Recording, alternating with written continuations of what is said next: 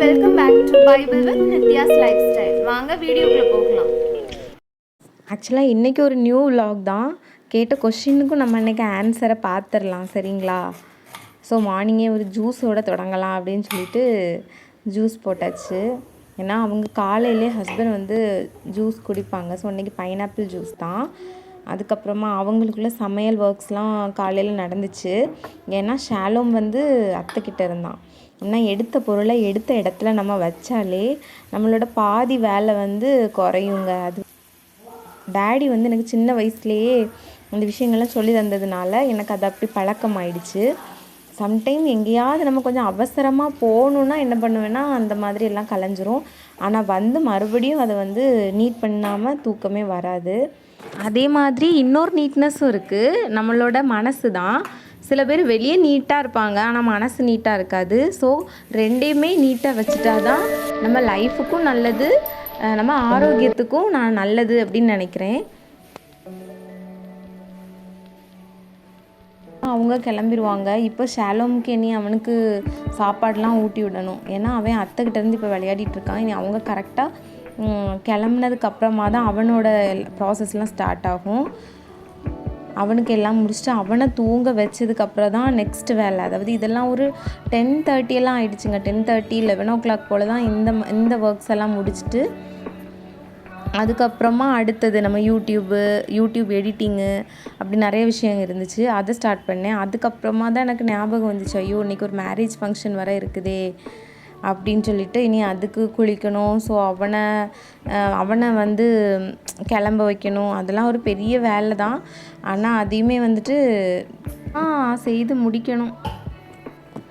இப்போ சின்ன குழந்தைங்கள பொறுத்த வரைக்கும் அம்மா அப்பா கூட இருக்கிறது வரைக்கும் தாத்தா பாட்டிங்க கூட தான் பிள்ளைங்க நல்லா அட்டாச்மெண்ட்டாக இருப்பாங்க. ஏன்னு பார்த்தோன்னா லேடிஸாக இருந்தால் நமக்கு குக்கிங்கு அப்படி நிறைய வேலை இருக்கும். ஜென்ஸாக இருந்தால் அவங்க ஆஃபீஸ் போயிடுவாங்க.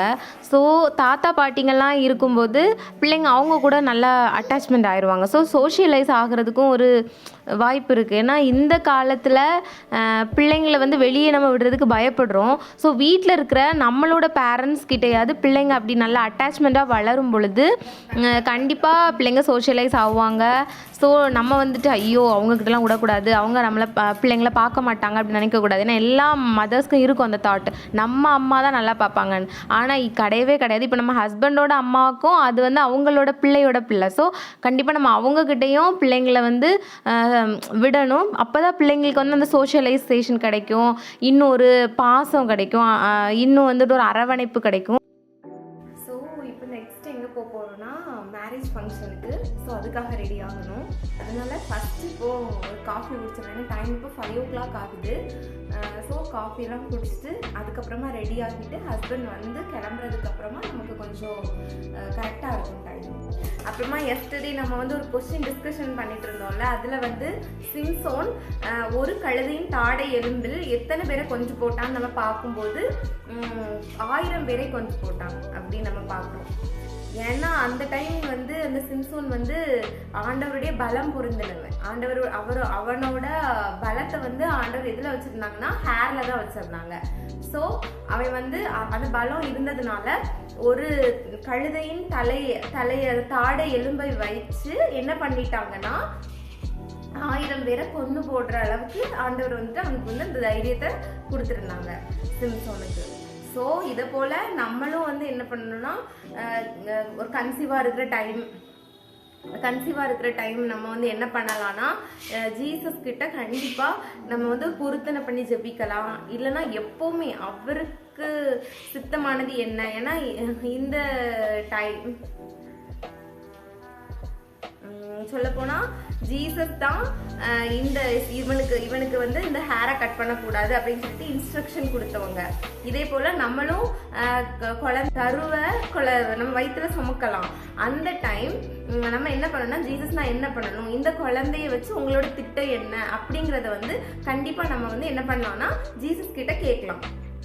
இந்த குழந்தைய வச்சு உங்களுக்கு திட்டம் நான் எப்படி வளர்க்கணும். ஏன்னா மனோவாவின் மனைவியும் ஜீசஸ் கிட்ட, அதாவது ஜீசஸ்னா அந்த டைம் யெகோவா தேவன் கிட்ட அதுதான் கேட்டாங்க. ஸோ நம்மளும் இப்போ வந்து கர்த்தராகிய இயேசு கிறிஸ்து கிட்ட நம்ம ஆண்டவரே அந்த வழி எனக்கு சொல்லித்தாங்க, இயேசு கிறிஸ்து மூலமாக ஜெபிக்கிறேன் பிதாவே எனக்கு அதை சொல்லித்தாங்க அப்படின்னு நம்ம கேட்கலாம். ஸோ ஆண்டவர் நிறைய இன்ஸ்ட்ரக்ஷன் வந்து நமக்கு தருவாங்க. ஒரு குழந்தைய எப்படி வளர்க்கணும், அது மாதிரி நம்ம சின்ன வேலையாக இருந்தாலுமே ஜீசஸ் கிட்ட நம்ம இன்ஸ்ட்ரக்ஷன் கேட்டு நம்ம இதை படி செய்யணும்.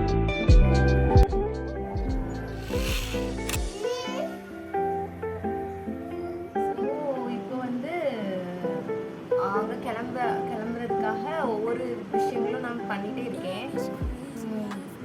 ரெபேக்காலின் தாதியை பற்றி நம்ம பார்த்தோம். இந்த ரெபேக்காலை பற்றி இப்போ நம்ம நிறைய விஷயங்கள் நம்ம வந்து ஷேர் பண்ணிக்கலாம். ரெபேக்கால் வந்து எப்படிப்பட்டவங்கன்னா பெண்மணியாக இருந்தாங்க. வந்து ஆபிரகாமுடைய பையனாகி ஈசாக்குக்கு பெண் தேட வரும்போது எப்படி ஈசாக்கு சொல்லுவார், இந்த தேசத்துலேருந்து பெண் எடுக்காத, என்னுடைய தகப்பன் தேசத்துலேருந்து பெண் எடுத்துட்டு வா, ஆனால் என்னுடைய பையனை நீ அங்கே கூட்டிகிட்டு போகக்கூடாது அப்படின்னு சொல்லும்போது இந்த ரெபேக்கால் வந்து அப்பதான் எலியேசர் கண்ணில் மாட்டுறாங்க.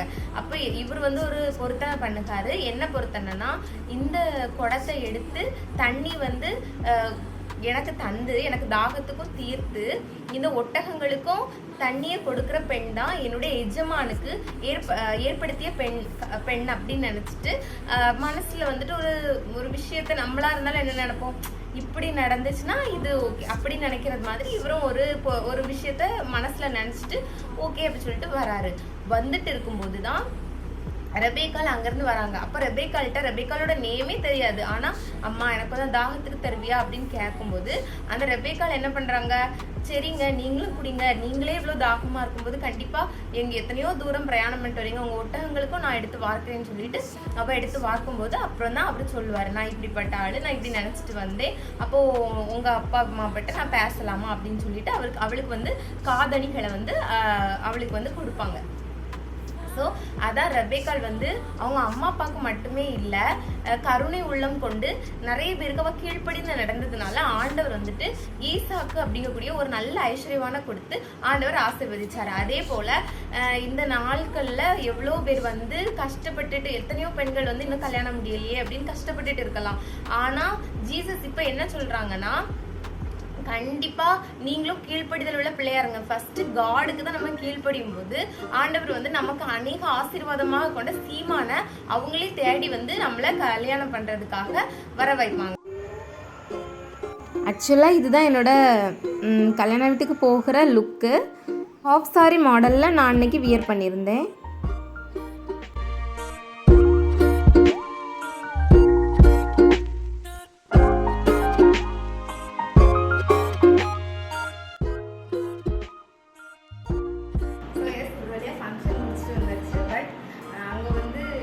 ஷையாக இருந்துச்சுங்க உண்மையாகவே.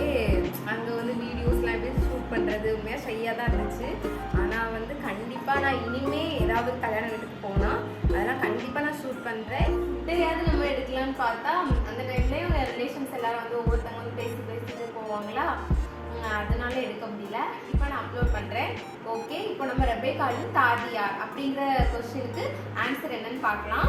ஆதியாகமம் 35:8 ரெபேக்காலின் தாதியாகிய தெபோராள் மரித்தேலுக்கு சமீபமாக இருந்த ஒரு கர்வாலி மரத்தின் கீழே அடக்கம் பண்ணப்பட்டாள் அப்படின்னு நம்ம பார்க்குறோம். ஸோ இதுலேருந்து என்ன தெரியுதுன்னா, ரெபேக்காலின் தாதி தெபோராள் அப்படின்னு இந்த நேமோட மீனிங் என்னன்னா ஹெல்பிங் அதர்ஸ் அப்படின்னு பார்க்குறோம். ஸோ இந்த தெபோராள் எப்படி ரெபேக்காளுக்கு ரொம்ப உண்மையாக இருந்ததுனால இவளை வந்து ஒரு இடத்துல அடக்கம் பண்ணினாங்க. அந்த இடத்துக்கு அல்லோன் பாகுத் என்னும் அப்படிங்கக்கூடிய ஒரு பேர் அந்த இடத்துல உண்டாயிடுச்சு. அல்லோன் பாகுத்தோட மீனிங் என்னன்னு பார்த்தோம்னா ஓக் ஆஃப் வீப்பிங், அதாவது அழுகையின் கர்வாலி மரம். இந்த அழுகையின் கர்வாலி மரம்னு ஏன் நேம் வந்துச்சுன்னா, ஒரு தெபோராள் ஒரு ரெபேக்காளுக்கு உண்மையாக இருந்தது போல. அதே மாதிரி நாமளும் நம்மளோட கணவராக இருக்கலாம், நம்மளோட எஜமானாக இருக்கலாம், நம்மளோட ஆஃபீஸில் ஒரு டிஎல்லாக இருக்கலாம், சீனியராக இருக்கலாம். ஸோ அவங்களுக்கு கண்டிப்பாக நம்ம உண்மையாக இருந்தோன்னா அந்த இடத்துலையுமே நம்மளோட பேர் வந்து என்றைக்குமே நிலைக்கும். அதே போல் தெபோராளை போல் கண்டிப்பாக உண்மையாக இருக்க நாம் பழகுவோம். வீடியோவில் என்னோட லைஃப் ஸ்டைல் ப்ளஸ் பைபிளை பற்றி உள்ள அநேக விஷயங்களை நம்ம ஷேர் பண்ணிக்கலாம். ஓகே ஃப்ரெண்ட்ஸ், பாய்.